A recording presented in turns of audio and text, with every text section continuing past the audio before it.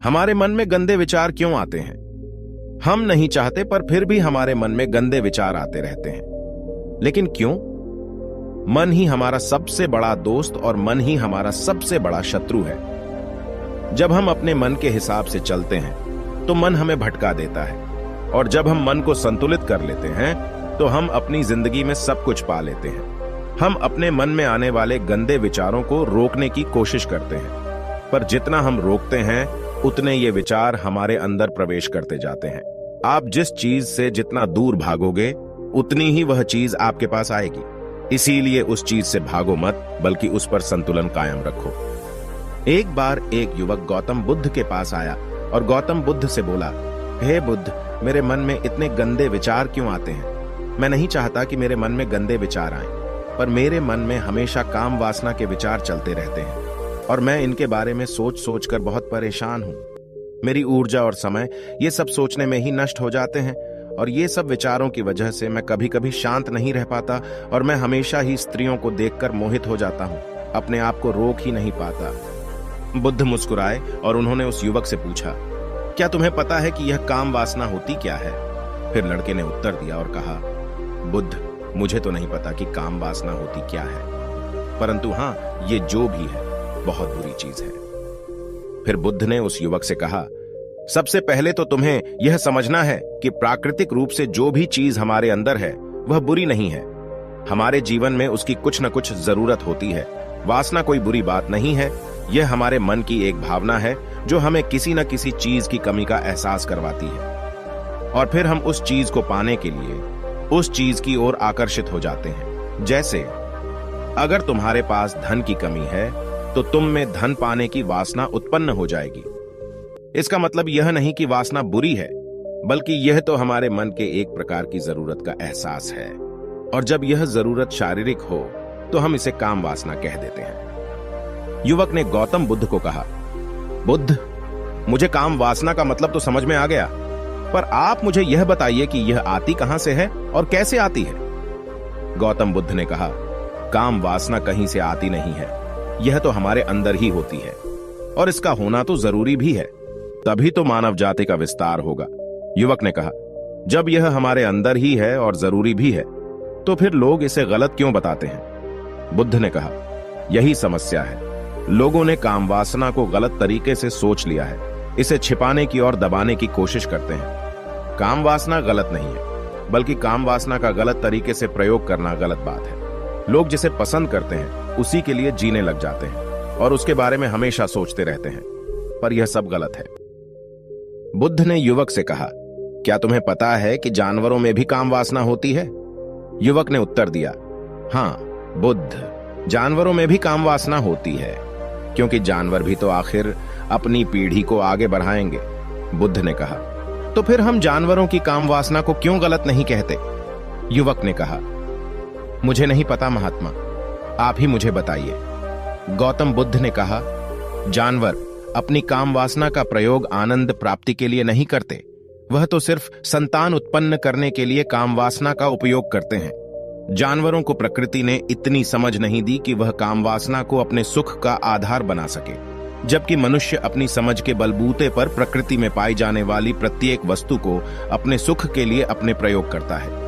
हम इंसानों ने ही काम वासना को अपने सुख का साधन बना लिया है, जबकि प्रकृति ने तो हमें अपने वंश को आगे बढ़ाने के लिए दिया था, लेकिन इंसानों ने इसे अपने जीवन का परम लक्ष्य बना रखा है, और इस तरह से काम वासना का बेलगाम हो जाना गलत है। युवक ने बुद्ध से पूछा, महात्मा जी, ये काम वासना हम पर हावी क्यों होती है? क्यों यह बेलगाम हो जाती है? तब गौतम बुद्ध ने कहा, सुनो, अब जो मैं तुम्हें बताऊंगा उसे तुम ध्यानपूर्वक सुनना।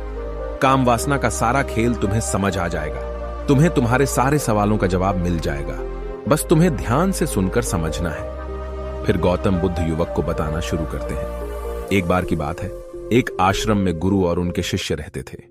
शिष्य रोजाना आश्रम के बाहर स्थित गांव में दीक्षा लेने के लिए जाते थे। शिष्य जो गांव में भिक्षा लेने जाता था, उस रास्ते में एक नदी पड़ती थी जिससे वह रोज भिक्षा लेने जाता था। एक दिन उसने देखा कि एक लड़का पेड़ के पीछे छिपा है। उसने लड़के के पास जाकर पूछा, भाई, तुम इस पेड़ के पीछे छिपकर क्या देख रहे हो? लड़के ने कहा, अरे तुझे नहीं दिख रहा क्या कि मैं क्या देख रहा हूं? तब शिष्य ने नदी की तरफ देखा तो वहां पर कुछ लड़कियां पानी भर रही थी। लड़कियां 14-15 साल की होंगी। तब शिष्य ने लड़के से कहा, अरे भाई, वहां पर तो लड़कियां पानी भर रही हैं, इसमें छिपकर देखने वाली क्या बात है? तब वो लड़का शिष्य की तरफ देखकर उससे कहता है, अरे पागल, तुम्हें दिखाई नहीं दे रहा क्या कि मैं क्या कर रहा हूं? वह परियां कैसे नदी से पानी निकाल रही है। जरा उनकी अदाओं को देखो, उनके कोमल शरीर को देखो, उनकी पतली कमर मटके को उठाते समय कैसे बल खाती है, और उनके बाल उनकी कमर पर कैसे लहरा रहे हैं, मानो सुंदरता बिखरी पड़ी हो। शिष्य फिर नदी की तरफ देखता है और इस बार वह देखता ही चला गया। अभी तक तो उसे कुछ भी नजर नहीं आ रहा था और वह बिल्कुल निर्भय था। उसे किसी बात का कोई डर नहीं था, लेकिन अब वह छुपने लगा और उन लड़कियों को देखने लगा जैसे उसने कोई अपराध कर दिया हो। और जब वो छुपकर उन लड़कियों को देख रहा था तभी वो अंदर से कांप गया और उसने कहा कि यह मैं क्या कर रहा हूं? मैं जो भी कर रहा हूं वह सही नहीं है, मुझे यहां से चले जाना चाहिए। और फिर वह जल्दी से वह से चला जाता है। फिर वह आश्रम पहुंच जाता है। आश्रम जाकर वह अपने कार्यों में लग गया, लेकिन जो अभी वह देख कर आया था वही उसकी आंखों के सामने बार बार आ रहा था।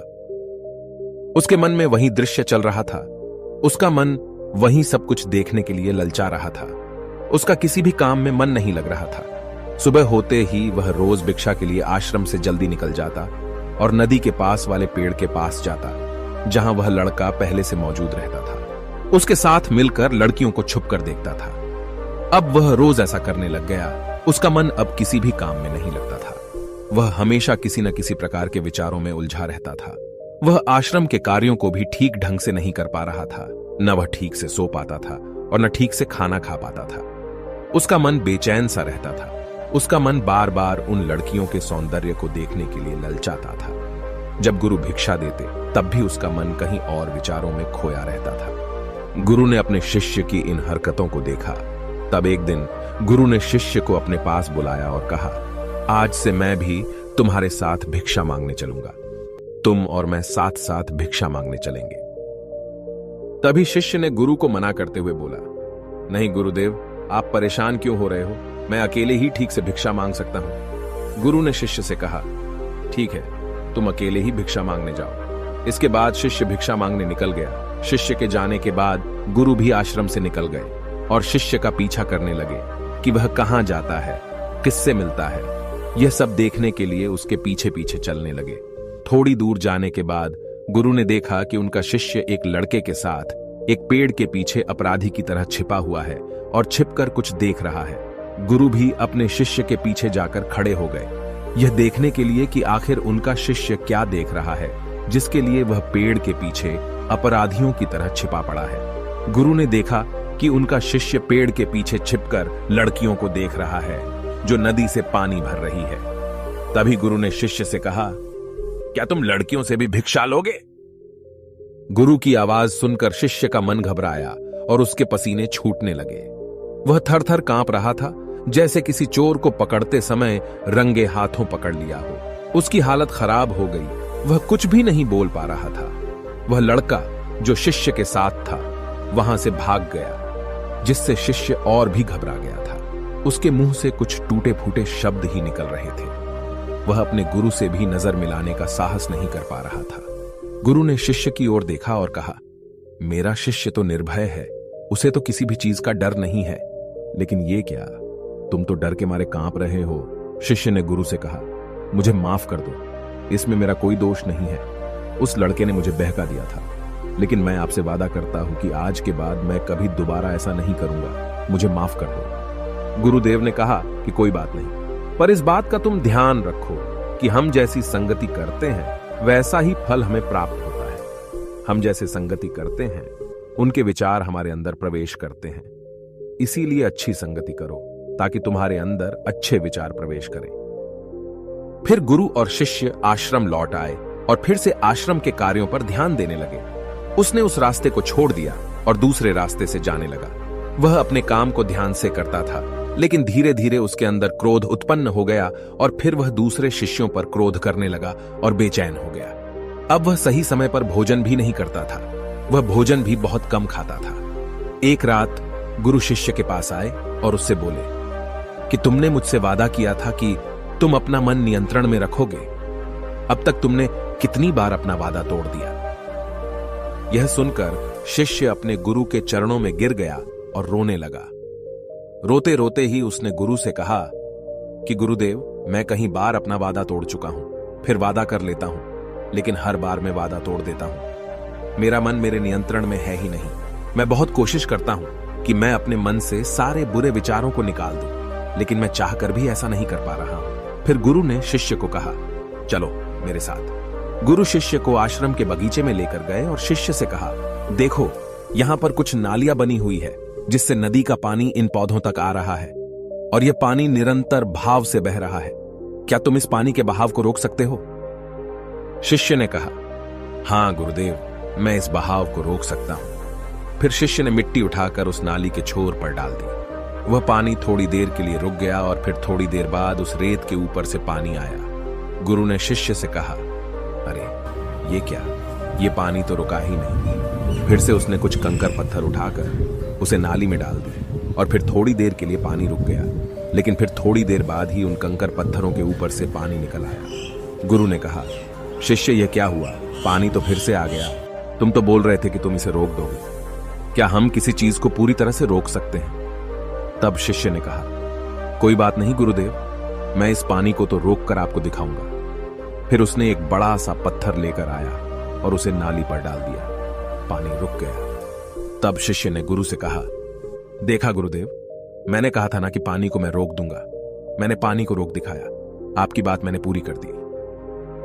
गुरु मुस्कुराए और बोले, अच्छा जरा ध्यान से देखो, पानी रुक गया है क्या? वो तो पीछे की नाली तोड़कर बाहर आ गया और अगल बगल से बह रहा है। और ध्यान से देखो, इस पत्थर के आगे भी आ गया और यह पानी अपना रास्ता बदलकर फिर से आगे की तरफ बह जाएगा। फिर थोड़ी देर बाद ऐसा ही हुआ। फिर गुरु ने शिष्य को समझाया, तुम्हारे साथ भी तो ऐसा ही चल रहा है। तुम बार बार प्रयास कर रहे हो, बड़े से बड़ा प्रयास कर रहे हो, पर हर बार तुम्हारा प्रयास टूट रहा है और यह हमेशा टूटता ही रहेगा। यह पत्थर तुम्हारा प्रयास है और यह पानी तुम्हारे विचार। तुम कितना भी बड़ा पत्थर रख लो, लेकिन पानी तो अपना रास्ता बना ही लेगा। यह देखकर शिष्य ने पूछा, हे गुरुदेव, क्या कोई तरीका नहीं है जिससे मैं गंदे विचारों से बाहर निकल सकूं? गुरु ने कहा, एक तरीका है। यह पानी जिस नदी से आ रहा है, तुम वहां से इस पानी का रास्ता ही बदल सकते हो। गुरु शिष्य को एक नदी के पास ले गए जहां से उस बगीचे में पानी आ रहा था। गुरु ने शिष्य से कहा, वो पानी इसी नदी से जा रहा है। अगर हम यहीं से उसका रास्ता बंद कर दें जहां से पानी बगीचे में जा रहा है, तो क्या हम पानी को रोक नहीं सकते? शिष्य ने कहा, हाँ गुरुदेव, अवश्य ऐसा हो सकता है। मैं इस पानी को यहीं से बंद कर देता हूं। तब आगे की नाली में पानी जाएगा ही नहीं और फिर बगीचे में पानी ही नहीं जाएगा। फिर गुरु ने कहा, शिष्य अगर पानी बगीचे में नहीं जाएगा तो पेड़ पौधों को पानी कहां से मिलेगा? उन पेड़ पौधों को तो पानी की आवश्यकता है। फिर शिष्य ने विचार किया और कहा, मेरे मन में तो यह बात आई ही नहीं, इस पानी का बगीचे में जाना जरूरी भी है। गुरु ने कहा, और उन पेड़ पौधों में कुछ ऐसे हैं जिनको रोज पानी की आवश्यकता है, वो तो मुरझाकर मर ही जाएंगे। पानी तो हमें खोलना ही होगा। शिष्य ने गुरु की बात सुनकर पानी का रास्ता खोल दिया। तब गुरु ने पूछा, अगर हम इस नदी के पूरे पानी को बगीचे की तरफ मोड़ दें तो क्या होगा?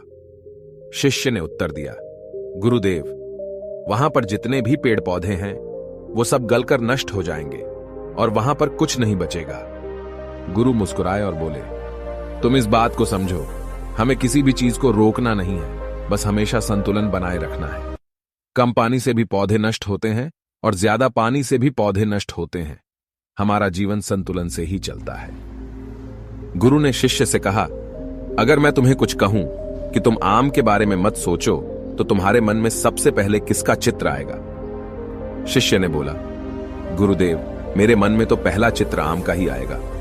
गुरु ने कहा, जब हम गंदे विचारों को जबरदस्ती रोकने का प्रयास करते हैं तो वे और भी मजबूती से हमारे अंदर प्रवेश करते हैं। इसीलिए हमें उन्हें कभी भी दबाने की कोशिश नहीं करनी चाहिए। फिर गुरु ने शिष्य को कहा, हमारे गंदे विचार बुरे लोगों की संगति करने की वजह से भी आते हैं। कभी कभी कामुकता हमारे अंदर होती नहीं है, लेकिन कुछ अश्लील लोगों के साथ रहने की वजह से ये हमारे अंदर हावी हो जाती है। फिर शिष्य ने कहा, गुरुदेव, आप सही कह रहे हैं, मैं अपने मार्ग से भटक गया था। फिर वह शिष्य उस रात बहुत ही चैन की नींद सोया। सुबह अपने कार्यों को पूरे मन से किया और फिर सुबह वह भिक्षा लेने के लिए उसी रास्ते से गया जहां वह लड़का आज भी पेड़ के पीछे छुपकर उन लड़कियों को देख रहा था। वह शिष्य उसे नदी पर गया जहां वह लड़कियां पानी भर रही थीं। उसने उन लड़कियों से पानी मांगा और उन लड़कियों में से एक लड़की ने उसे पानी पिलाया और उसे शिष्य के चरण छुए। शिष्य ने उसे आशीर्वाद दिया कि तुम्हारा कल्याण हो, जिससे कि मानसिकता सकारात्मक ऊर्जा से भर जाए। उसके चेहरे पर मुस्कान आ गई थी, जैसे कि उसे कुछ खोया हुआ वापस मिल गया हो। वह वापस अपने रास्ते से जाने लगा। तभी पीछे से वह लड़का आ गया जो पेड़ के पीछे छुपा हुआ था। वह शिष्य के पास आया और बोला, क्या बात है, आज तो तुमने नजदीक से दर्शन कर लिए, तुम तो मुझसे भी आगे निकले। तब शिष्य ने कहा, हम हमेशा दूसरों के दर्शन करने में ही व्यस्त रहते हैं, अपने दर्शन कर ही नहीं पाते। तुम कब तक इस पेड़ के पीछे छुपाते रहोगे? किसी को पसंद कर लो, उसे बोल दो। अगर वो भी तुम्हें पसंद करती है तो शादी कर लो और उससे पहले तुम कुछ बन जाओ। अपने आप को पहचान लो, ऐसे अपना समय बर्बाद मत करो। फिर वह लड़का रोज उस शिष्य से मिलने लगा और उसने लड़के को नदी पर न जाने के लिए प्रेरित किया। और फिर वह लड़का अपने जीवन में कुछ बनने के लिए संघर्ष करने लगा। तो तुमने देखा कि संगति का असर क्या होता है। अपनी संगति बदलो, अपने विचार बदलो। गुरु ने शिष्य से पूछा, क्या तुम्हें अपने सभी सवालों का उत्तर मिल गया? तब शिष्य ने कहा, हाँ महात्मा जी, आपका धन्यवाद। तब गुरु ने शिष्य से कहा कि जब तुम्हारे मन में गंदे विचार आए तब तुम अपने आप को दोषी मत मानो। यह शरीर है और यह सब इसने हजारों वर्षों से सीखा है। एक केवल तुम्हारे सोच लेने से या शपथ लेने से यह टूटने वाला है नहीं, लेकिन तुम्हारे पास वो शक्ति है, वो ऊर्जा है जिसका तुम्हें संतुलन उपयोग करना है। तुम एक जीवित ऊर्जा हो जो कुछ भी अनुभव करने के लिए स्वतंत्र है। इसीलिए तुम अपने आप को पहचानो। इस कहानी से हमें यह सीख मिलती है कि हमारे विचारों का महत्व कितना अधिक होता है। हमारे विचार ही हमारे भविष्य की दिशा को निर्धारित करते हैं। हमें सकारात्मक विचारों को अपने मन में पूरी शक्ति के साथ अपनाना चाहिए ताकि हम सही दिशा में आगे बढ़ सकें।